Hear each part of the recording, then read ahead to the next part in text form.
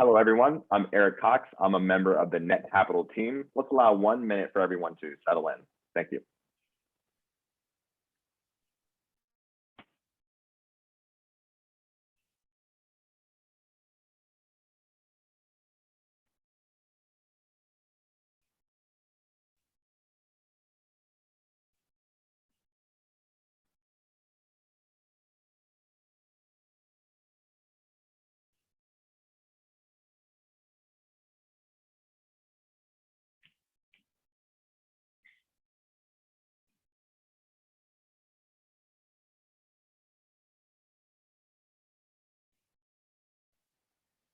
All right. Well, welcome again. Today, I'm excited to welcome David Baker with Issuer Pixel. As always, this company is actively raising capital on the Net Capital platform. You can go directly to netcapital.com and search Issuer Pixel or netcapital.com/issuer-pixel. I also want to go over a couple quick housekeeping items. Please do use the Q&A functionality built into chat. I do know that there's also a chat feature, but the Q&A function actually makes it so much easier to keep track of all the questions as they come in and allows me to get to as many of them as possible. And we do want to keep this interactive, so please do ask your questions, no bad questions. And so with all that being said, please welcome me. Please join me in welcoming Issuer Pixel to the stage. Come on in, David. Tell us a little bit about what you're building. Thank you, Eric. So we're building a global searchable company and industry specific video and audio sharing platform. Think of it as YouTube for companies, if you will. Our platform allows companies to be found where they otherwise wouldn't be able to be found because of the granularity and the congruence of the database and the way that we are organizing companies' video and audio onto the platform. Should I expand on that, Eric? Yeah, if you could give somebody an example as a company, what that might look like, and then we'll go to problem solution. Sure. So on our platform, what we've done is we're organizing industries into taxonomies. So we're breaking down an industry into a sector, subsector, group, subgroup, et cetera, into what we call node levels, and breaking down industries into thousands and thousands of product service levels or nodes.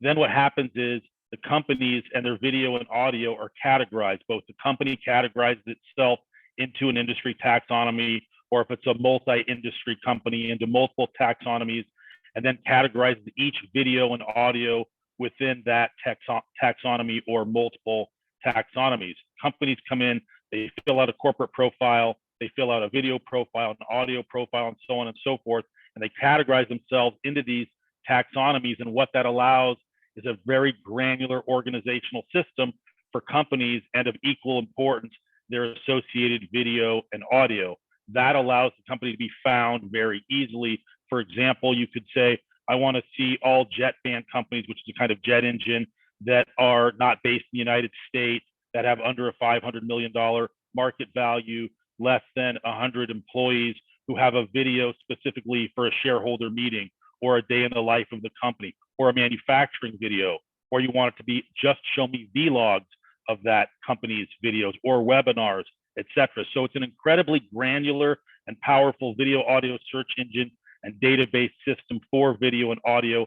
And by having the companies be categorized in this granular way, they can be found. We like to say internally, find or be found. This is not a capability that YouTube has, or Vimeo, or Dailymotion, or Google Video, all fantastic companies that we love and admire.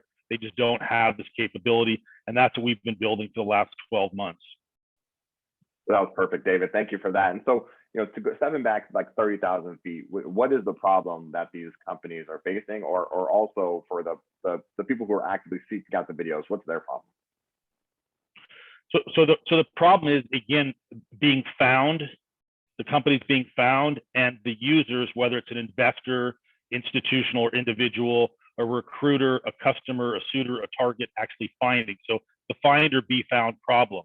So for example, if you take a look at a small cap or micro cap company, they're often paying $10,000, $20,000 a month for various aspects of investment community visibility, but it's not very effective In other words, it's not translating into trading volume or customers. It can't really be measured. It's a material expense and they're not getting the visibility. Our platform is providing that visibility.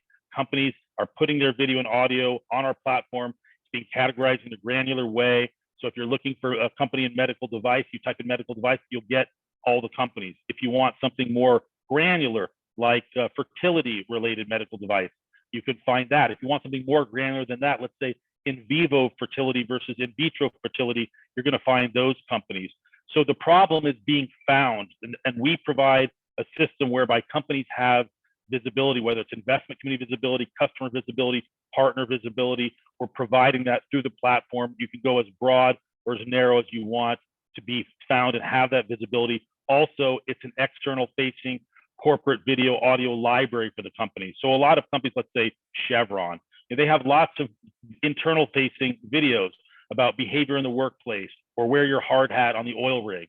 But when it comes to the external facing video content, most even Fortune 500 companies don't have an external facing video audio library. And if they do have something posted on YouTube or what have you, it's very hard to find, and it's very hard to find all of them, and it's very hard to find the details and granular type of things. So that's the problem on the company side.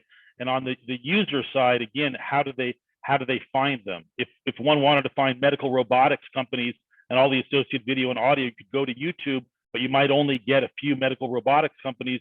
Your first search results, I'm telling you right now, will be Intuitive Surgical's Da Vinci, and then you'll get tutorials about medical robotics, and you might get one or two other companies, but you cannot just type in medical robotics or medical robotics companies or medical robotics heart ablation and get just those companies and their associated video and audio.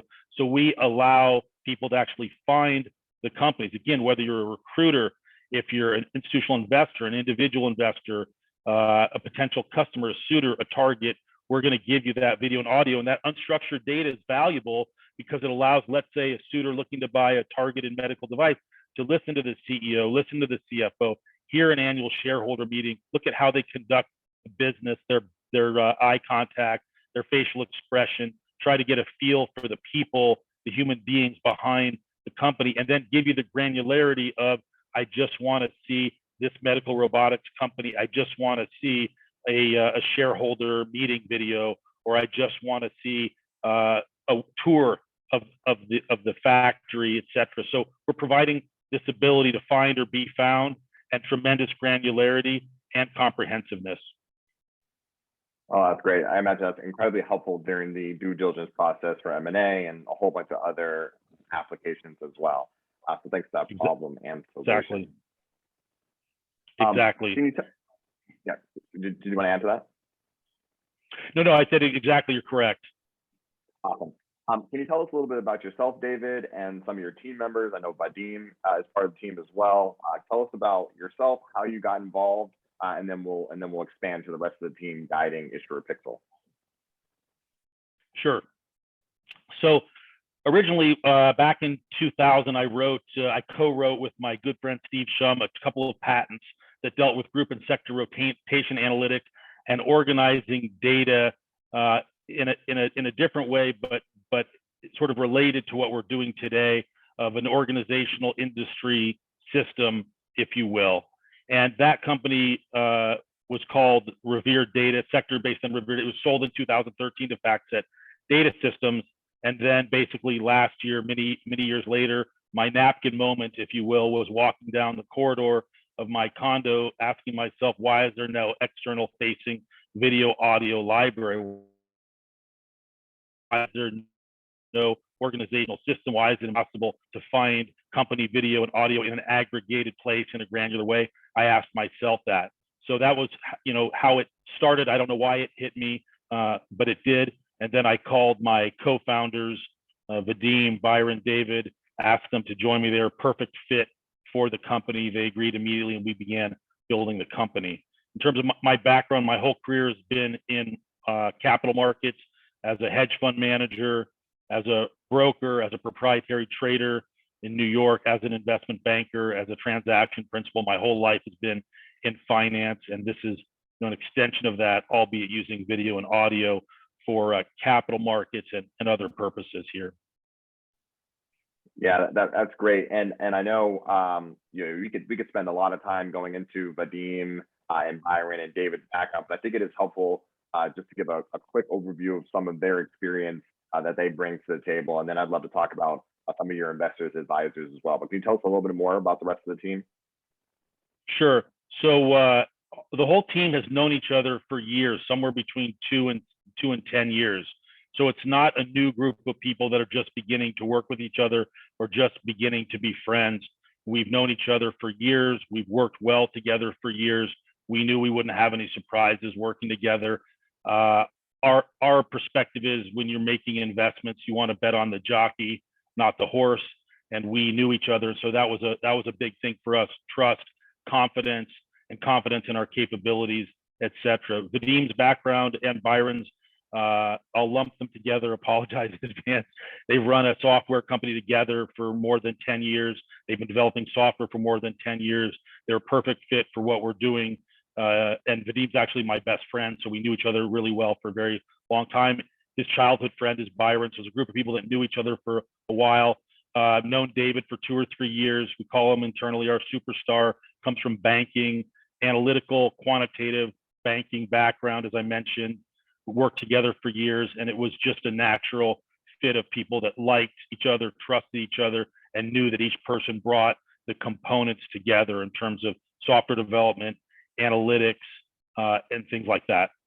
So I'm very humbled to have amazing human beings, incredibly smart, talented people, 30-something age, whereas I'm 53, so couldn't do it without them.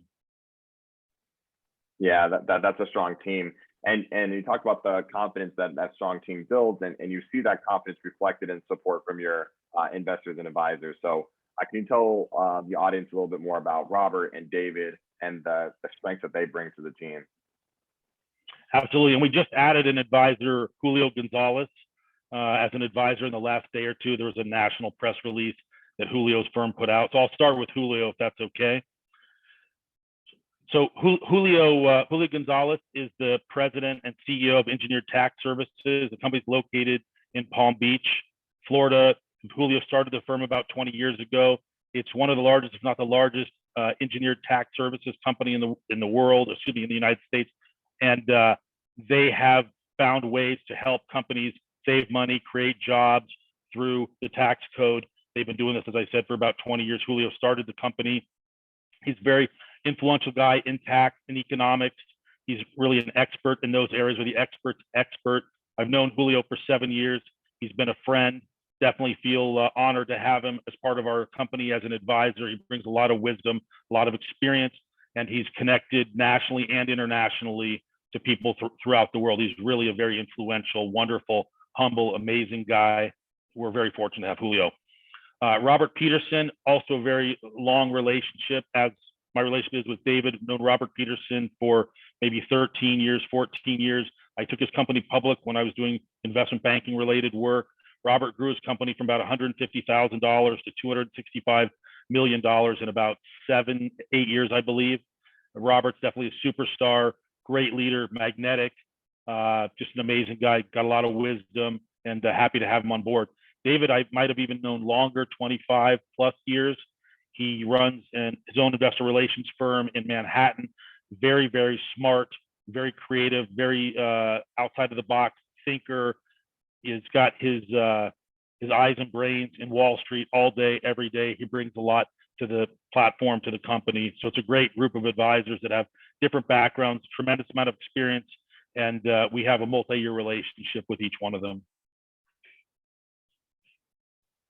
Yeah, that's powerful. I love those backgrounds, and I think it lends a wealth of knowledge and experience to your team as you build out the product. For those who aren't familiar, can we shift a little bit now to market size? And actually, before we do that, we have some questions coming in through the Q&A. So I'll welcome this in, and then we'll talk about market in a moment. But coming in, so why did you decide to go with Netcapital? What benefits have you seen come about after getting involved? I tend not to ask questions I don't know the answer to, but I'm taking a risk here. No, I'm kidding. Go ahead, David. Actually, there are specific reasons that we chose Netcapital, very specific. So happy to answer. So the largest crowdfunding platforms Start Engine, Republic, WeFunder, all great firms, great platforms. Net Capital also has a great platform. We chose Net Capital for two main reasons. Number one is the company allows a flat capital structure. So we have common stock, two different classes. That's our capital structure. And that it's more a democratization of capital. Other platforms do not allow common stock deals. I won't name firms, but I'll just say of the other crowdfunding platforms, they insist on a SAFE, which is a certain kind of instrument that kicks the valuation down the road. And my background, obviously, in banking and trading and as a hedge fund manager is capital structure. So they kick the can down the road in terms of valuation. That's what the SAFE instrument is. They have convertible instruments, which are debt. I think debt instrument is terrible for an early stage company. Why would you have debt and have cash obligations to service when the company's not cash flowing? And lastly, a lot of the platforms require as an alternative a preferred instrument, which again gives rights and preferences, anti-dilution rights, liquidation preference, all sorts of things that really don't make sense for an early stage company. So we chose Net Capital because of their support and advocacy of a flat capital structure and democratizing capital. We think that is where the future is. Venture capitalists have lost their grip on most deal flow, maybe not all deal flow, but they've definitely lost their grip on the majority of deal flow. That's why you see crowdfunding platforms performing so well and capital being raised in record amounts quarter after quarter. So that's one reason we chose Net Capital, which is a huge one for us, because we believe in the democratization of capital and investment. And number two, in our opinion, Net Capital operates more like an investment bank. In other words, they're very high touch. They give a lot of attention. They give a lot of support, and they really care. They're responsive. There's various people from Net Capital whose names I won't mention because the geography may not want to be disclosed, but they've been all around the world, and they call me from around the world in the middle of the night, answering my questions. You know, they couldn't be more professional, kinder, high touch, focused, and we love them. So those are the two main reasons we selected Net Capital. Oh, you do love to hear it. I guarantee you there was no pre-planning on that one, so I'm glad I took that risk. Thanks for sharing that with the audience, David. And it's been a pleasure to work with you, and we do like being as supportive as we can for our issuers and helping them raise capital. So that actually is a really good chance to talk about the market size now, because I'm not sure if people are as familiar with how large of a space this is. But can we dive in and talk about how much opportunity there is out there? Sure. So our total available market is about $130 billion. It's a huge market. And how do we get to those huge numbers? We look at the number of companies around the planet, specifically above 10 employees, and we say to ourselves, all those companies could be putting video and audio on our platform. Then we look at the user market. In the user market, how many users could there be on our platform? Looking at all sorts of other platforms around the world, whether it be a Crunchbase or a PitchBook or a FinViz, what have you. And that's how we come up with the user market. And then finally, there's the corporate video ad sharing market. We think that's about $900 million. That being said, we think our target market, low hanging fruit, first market is about $4+ billion. And that $4 billion market, again, gives us lots of room to attack the larger market, which I just described. And then we also have other business models not disclosed yet, not in the deck, that have further reach. And I'll just say they deal with communications and commerce, and can't disclose more because there's more intellectual property being drafted now. We filed our first utility patent.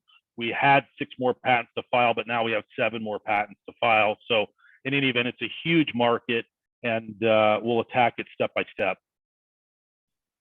Oh, that's very helpful to appreciate. And speaking, kind of staying along the market/revenue model piece, of what you can disclose, without being overly proprietary, what does the revenue model look like? How does Issuer Pixel make money that you can disclose? Sure. So there's 5 revenue streams that we have disclosed so far. One is advertising revenue, 2 is users, companies, information sharing, and promotional services. So I'll go through those. The advertising is what it sounds like. We'll do some advertising. We don't know exactly how. In other words, is it going to be an ad insertion model? Will it be a different kind of model? But what we do know is we decided to go with video streaming platforms, and I'll come back to this at the end of my explanation. We decided to go with video streaming platforms as opposed to video storage, which we own on our AWS servers. But we decided to go with certain streaming technology and platforms that allow us to capture our own advertising, unlike some of the larger video platforms that really take away that capability.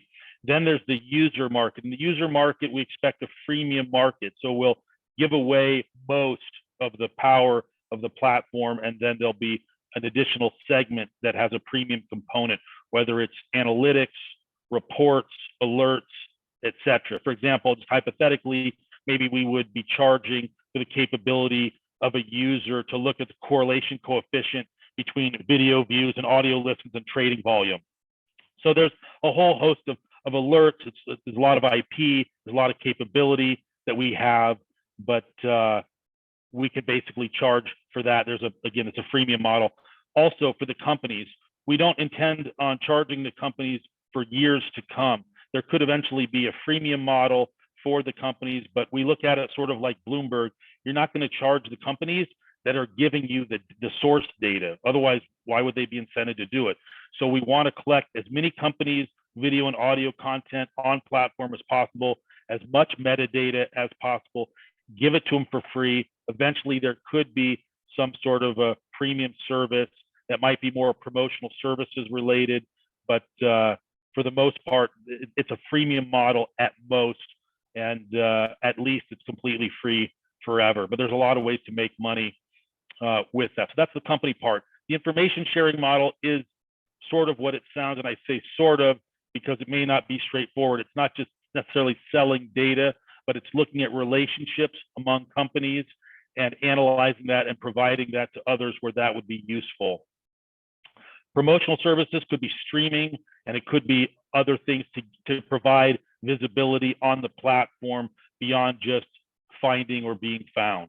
So that's some of them. There are 3 other business models. We're just not ready to disclose those, but they're very strong and they're quite enduring. So we've put a lot of thought into this, and it all starts with getting video and audio content on platform. One thing to go back to, I talked about the servers for streaming.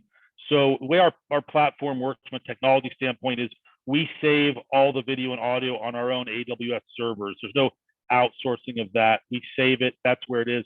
But we stream using some other technology, other platforms.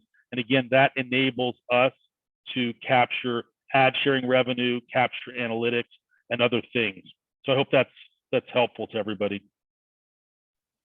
Yeah, I certainly think it was. Thanks for taking a deep dive on that. And I see some questions coming in, and a handful of them are related to intellectual property and proprietary processes. But I want to hold on to those for just a second because I want to come up on the competitive analysis right after this moment here. But we're right around the halfway mark of our scheduled programming. So I want to take this moment to remind everyone that, as always, Issuer Pixel is actively raising capital on the Netcapital platform. I added a link to chat, but you can also go to netcapital.com and search Issuer Pixel, or go directly to netcapital.com/company/issuer-pixel. I just want to make sure I remind people of why we're here.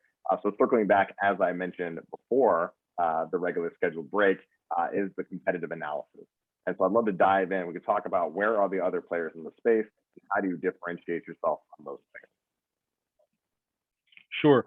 So we put together a competitive map. I don't know if that's something that can be brought up on the screen or not, Eric, but if it can, great. If not, I'll just... Okay. I'll allow you to share your screen. Do you have it up? If you can bring it up, great. If not, I'll just talk about it because I'm on my phone, so it'll be hard to share from my phone. Okay, thank you. So while Eric's bringing that up, oh, great. Thank you, Eric. So taking a look at this competitive map, we thought graphically would be the easiest way to explain it. On the y-axis at the top, you have abundant video and audio content. And the x-axis, you have scarce video and audio content. So before I go into the x-axis, let's talk about the y-axis, abundant video and audio content, and the bottom of the y-axis, I may have misspoke, scarce video and audio content. So for example, YouTube would be at the top of abundant video and audio content. They have 1.5 billion videos. They're gaining about 100 million videos per year. If you take a look at Vimeo, I believe the article I read, they're gaining about 60 million videos every 9 months. They have abundant video and audio content. Now, before I get into Issuer Pixel, let's take a look at the x-axis. On the x-axis, we have all company content, okay? And I'll pick a couple companies here that we put here. So let's say we have Bloomberg, for example. They have, content. Yahoo Finance content, MarketWatch content.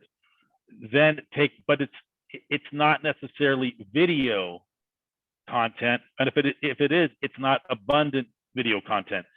If you take a look at, let's say, PitchBook and Crunchbase, going to the x-axis, they have some company-specific content, but they don't have company-specific video and audio content. So we see ourselves, what we're striving to do is be the leader in abundant video and audio content that's company-specific and industry-specific. So that's how and why we placed ourselves where we did. You can get a lot of company content on PitchBook and Crunchbase, great companies, great platforms. We use them, like them, but it's not video and audio.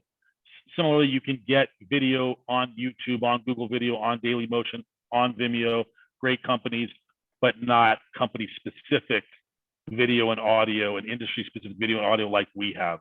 So I hope that explains it. Eric, if there's more questions where I'm not clear about that, please let me know and I'll elaborate further. No, I think that was really clear. I think that makes a ton of sense. So thanks for breaking that down. And I think the graphic really helps. So hey, I'm happy to queue those up as we go in. It actually might be helpful to continue sharing my screen actually, because I wanted to continue along this conversation about what the market looks like. And I know you covered some of these companies, but you also have a graphic about companies that are similar to Issuer Pixel. Would it be helpful if I brought that up, or we could discuss that for a moment? Which slide, Eric? I'm sorry. Companies similar to Issuer Pixel. I know we covered a little bit of it. Oh, are you talking about the comparable companies? Sure, I'm happy to discuss that. We used the slide just to help people understand about valuation and interest in the space. Yeah, so I wasn't sure if you just what. Yeah, it's called comparable companies, and what we've done is. Go ahead. Sure. So we listed a few companies so people understand that we understand the space and that potential investors can understand how valuable this can be. So for example, Brightcove, publicly traded company, not doing what we're doing, but in the video space, very good company, $877 million market cap recently. Vimeo just did a raise recently, $6 billion market cap. Take a look at VBrick. We explained what it is, live streaming video content management solutions. They just raised $71 million. We couldn't get their total valuation, but it has to be in the hundreds or several hundreds, raising 71 million. And that's VBrick. And then Panopto, very strong recording, streaming, content management, just raised 60 million. So we wanted to put the slide together so people understand the magnitude of the valuations and how they can expand to be significant, and also the amount of money being raised in the space to show investors' zeal for the space. Yeah, I think that was helpful. So I'm going to stop sharing now, but thanks for covering that. Okay, circling back here now then, some more questions coming in. We're actually continuing along market and defensibility. Can we cover a little bit more about that intellectual property strategy? I know you already hold several patents and you're applying for more. Let's discuss that a little bit more and then we'll continue along. Okay, is there a specific question or just a general explanation? Yeah, I think if you could just big picture cover, like what are the main claims of those patents and what's protected in the technology, and then we'll move into the rest of the questions come in. Sure. So the first of what will be, I believe, 7 patents, at least 5 more, but probably 6 more. The first patent relates to machine learning and AI, and it talks about things like self-building. I won't get into the details, but a self-building database and how we've come up with ways to make the database self-building. So that's one, major aspect. Another component is AI as it relates to video and our organizational system. So those are two claim areas, if you will, for our first patent. Other patents haven't yet been filed. I don't want to get into too much detail, but they relate to our organizational structure and taxonomy system and things dealing with the mechanics of how different industries relate to each other, cross-referencing of the platform within different taxonomies, rule sets, which are some IP in terms of patent, but some are trade secret. So there's a lot that deals with our organizational structure of industry taxonomies and how data relates to them. And then there's some other things related, as I mentioned briefly at the beginning of this call, related to communications and commerce. So there's a lot that emanates from these industry taxonomies, more than meets the eye, for sure. Very cool. Very cool. Kind of plugging along here because there's so many good questions. I want to make sure I cover as many as possible. And I know we have a couple of pieces that we have to hit before we conclude, including the deal highlights and why participants should invest right now. But before we get to those, some specific questions. Does your terms of service give you the right to use the videos as you wish? A little specific, but not sure how much detail you can share around that.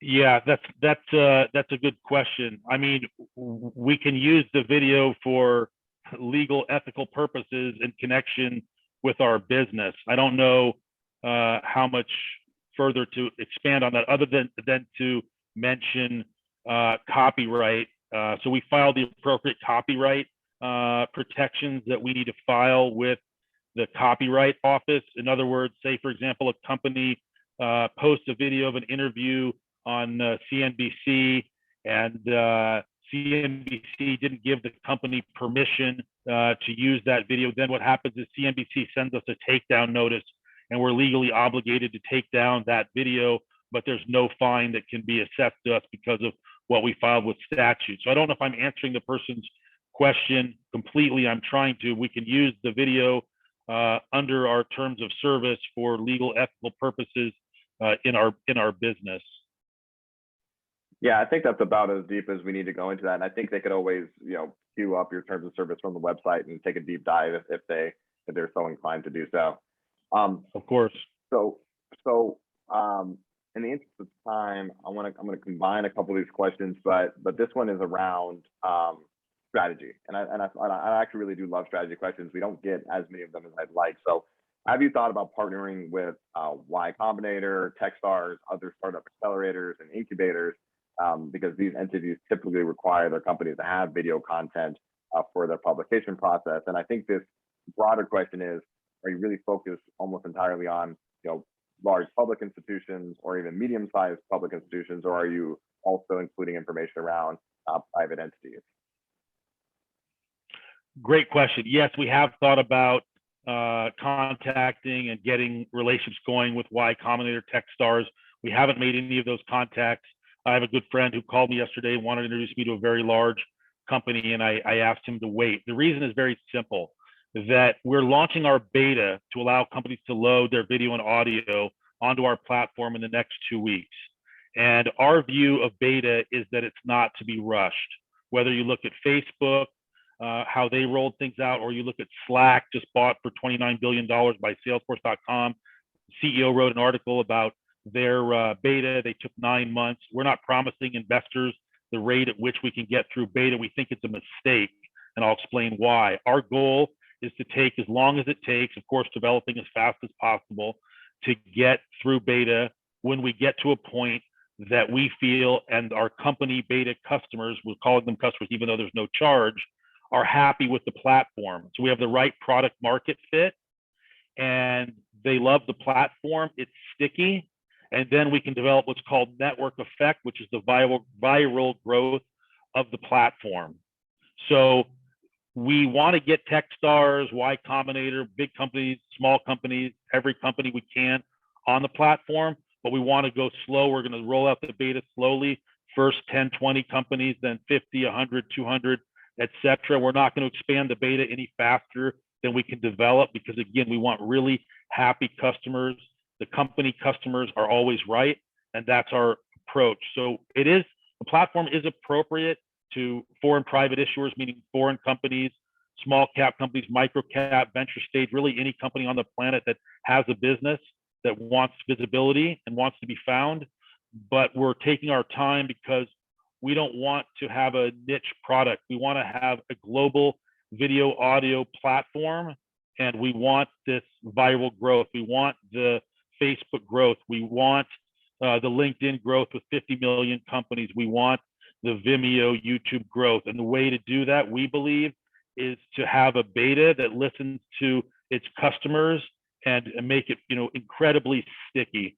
Then we will open it up more and more. That's why I love strategy questions. I hope the audience appreciated being able to kind of get the behind the scenes thought process about where you're going and why you're going in that direction. So thanks for that, David. Sure. I mean, we think we have a multi-billion-dollar opportunity we discussed earlier on this video call, and we're serious about it. And every time we turn around, we have another market, another application which expands the total available market.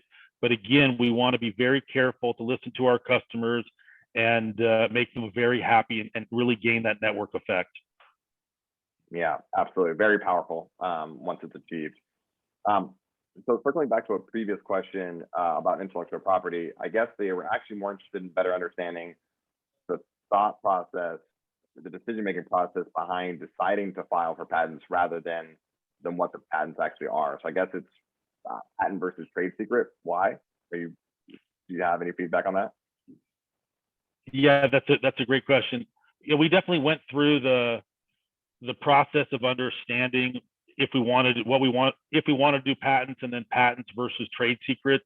The patent lawyer we're using is the same one that wrote the patents with us 20 years ago for the first patents that we filed for sector-based, then renamed Revere Data, acquired by FactSet Data Systems. So we used the same IP lawyer, and we went through the process, and we felt and feel that what we're developing is strong enough that we want to protect it from a standpoint of a patent, and that this organizational taxonomy and everything that emanates from it is so powerful that we want to protect from a patent standpoint. Now, there are plenty of trade secret elements to what we're doing, database rule sets and all sorts of other things behind the scenes that people can't see. They'll look at the platform and it should be intuitive and useful and powerful, and they'll enjoy using it. But there's a lot that goes on behind the scenes when you have, let's say, 20,000 product service level groups in medical device. So there's a lot that goes on behind the scenes, and the behind the scenes stuff we're generally keeping as trade secret, and the things that are overt we're filing as patents. Absolutely. And you included a section on deal highlights and why invest. I'm gonna hold on to the why invest for the end. I'm actually gonna give you a little bit of heads up. I like to end on a why is now the perfect time to come on in and join as an investor. So we're gonna hold on to that for just a moment. But we're talking a lot about strategy, about the here and the now, and I think it's helpful for the audience to appreciate, what do you think the future looks like 1, 3, 5 years from now with Issuer Pixel, as much as you can disclose and as comfortable as you are. And we fully acknowledge that this isn't a forward-looking statement. This isn't projections. This is just strategy and thoughts around where the goals of the company are. Sure. So our goal is to be a global information company. We believe it starts by winning the space of the granular, relevant video and audio search platform for companies. If we look 3 years, 5 years ahead, we hope to have tens of millions of companies on the platform, and we hope that we can be the leader in the space. We feel that we have last mover advantage because we're exploiting, if you want to call it a niche, it's a $130 billion niche, but we're exploiting an enormous niche that hasn't been exploited before. We're solving a problem that hasn't been solved. and we have a solution that we think is powerful. So we think that we can create a multi-billion-dollar company. It's hard to say, Eric, where we're going to be next year versus 3 years versus 5, but I will tell you, on point to this, we're starting localization next year. We'll be converting the entire platform into Mandarin, which expands the platform by another 1.3 billion people and the associated companies in China. Then we'll be going after the Hindi language in India, which is another 600 million users. We already have 3.5 billion potential users and associated companies with English. The way we attack our markets is that we look at the market capitalization, the top 10, 11 market evaluations, highest valuations in terms of market capitalization of the capital markets, and we look at global population. Those happen to correlate in terms of English speaking, Mandarin, Hindi, et cetera, then Japan. And so we have a multi-billion person and therefore associated company opportunity. So we're going to go global, and the opportunity is just enormous. Very, very hard to say exactly in 1 year, 3 years, but I will tell you, we intend on being a global information company. For us, there is no fail. We're absolutely committed. We're not going to stop, and we're going to just continue on no matter what the challenges are.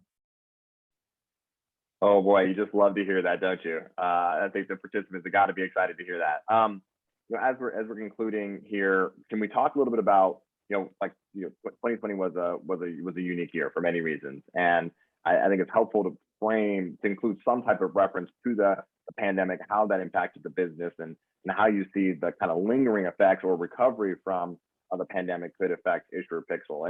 And I think the main frame of reference for this is kind of the growth of video consumption, especially educational video consumption. So can you talk a little bit about growth of video and the pandemic and how you view that will influence going forward? Sure, great question.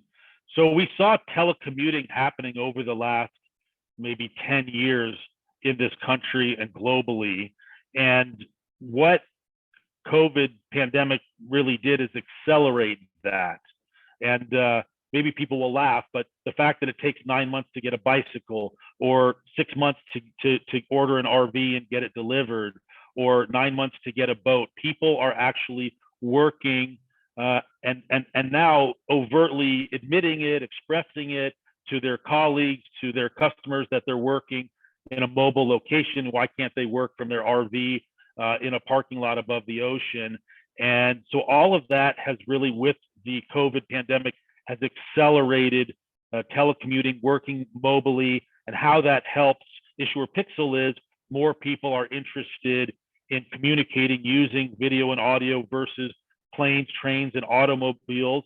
Investors are saying, if I can look at video and audio, this unstructured data, in addition to structured data like quantitative financial analysis, operating metrics, et cetera, if I can put them together and I don't have to stay in a hotel, I don't have to fly somewhere, I don't have to drive somewhere, I'm saving money, I'm saving time, and I may not be getting everything in terms of the human element, but I'm getting a lot of it. So I'm saving time, energy, money. I'm more comfortable working from my domestic location.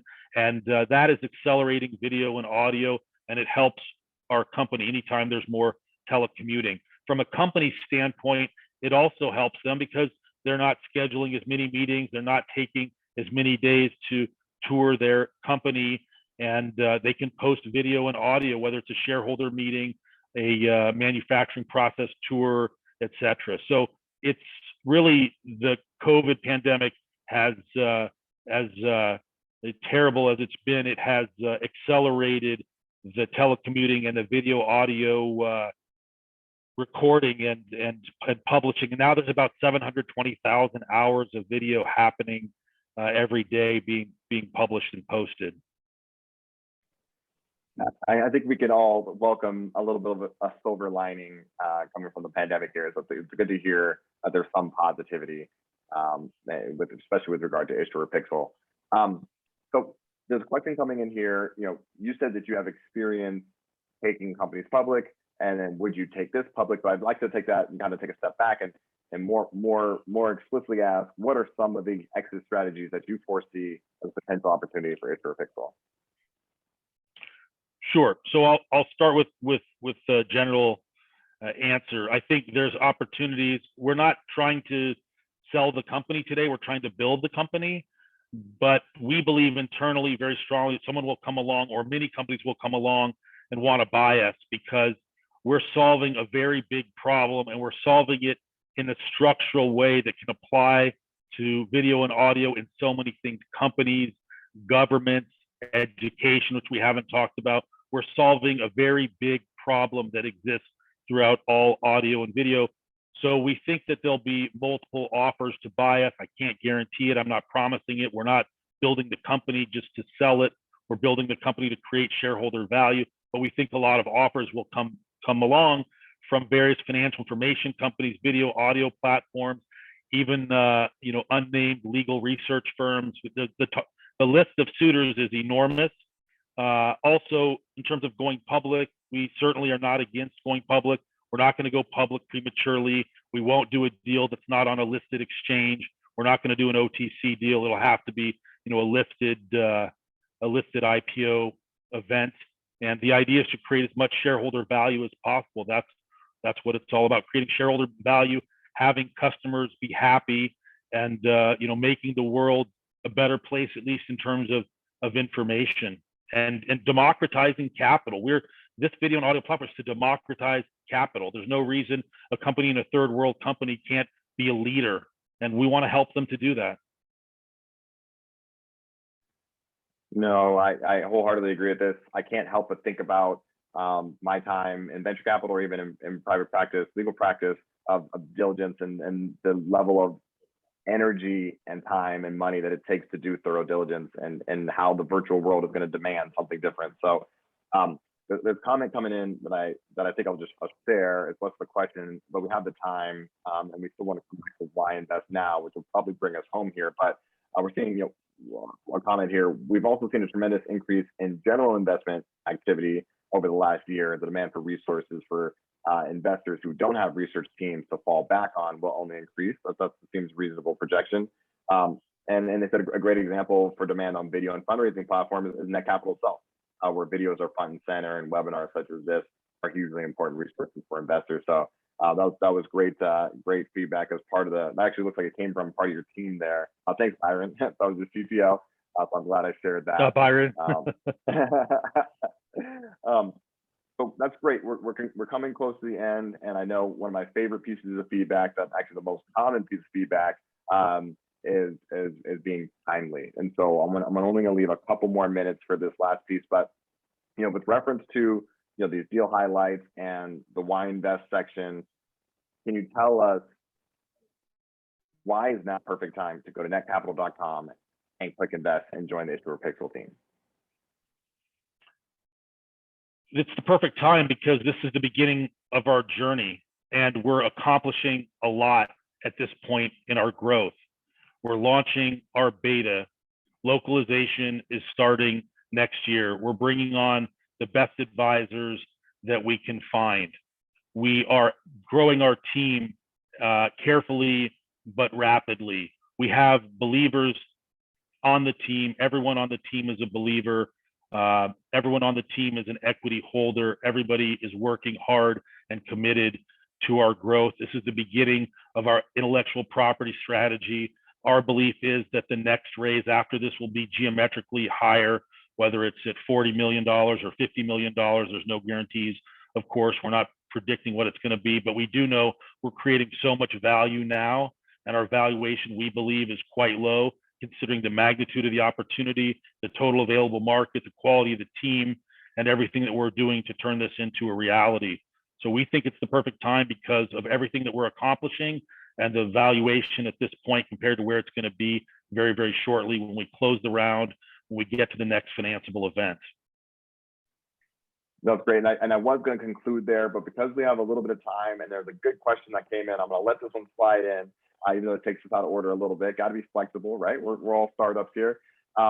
So, I didn't ask about traction because I know we're pre-beta, but this is a good early traction question. So do you have companies already interested in providing video content? And then I'll add to that, do you have anything that suggests that there's interest on the other side of the marketplace to consume that content? Yes, well, we have lots of feedback coming from the capital markets business, myself, and some of our team members. There, we know that there's user interest, whether it's an institutional investor, individual investor, uh, suitor, target, recruiter. We know there's interest there, but we need to open up the platform, and we're not going to open up the front of the platform for several months. We're going to open up the back of the platform for companies now in the beta and expand the beta and provide some functionality beyond just loading video and audio for the companies to achieve product market fit and get the companies engaged on the platform long before we open it up for the users in, let's say, 6-7 months, et cetera. To answer your question directly, do we have companies interested in the beta? Absolutely. We have more than we can take on right now, and the list continues to grow. But I want to emphasize, we're going to start out slow with the beta and incremental and expand the number of companies as we continue to develop and adjust and tweak and hone and make all of our company customers happy. But the answer directly to your question, Eric, is yes, we have more than we can handle right now. But we'll keep marketing the beta to keep expanding. We always want to have more companies wanting to come on the platform than are on the platform, because when it's that company's turn, they'll be happy, we hope, with everything that we've done up to that point. That's great. And it looks like one of the panelists is interested in investing and also advertising with you. So what I would recommend is that person who just posted in chat to communicate directly with David, either through the live Q&A. Sorry, so this is the live Q&A.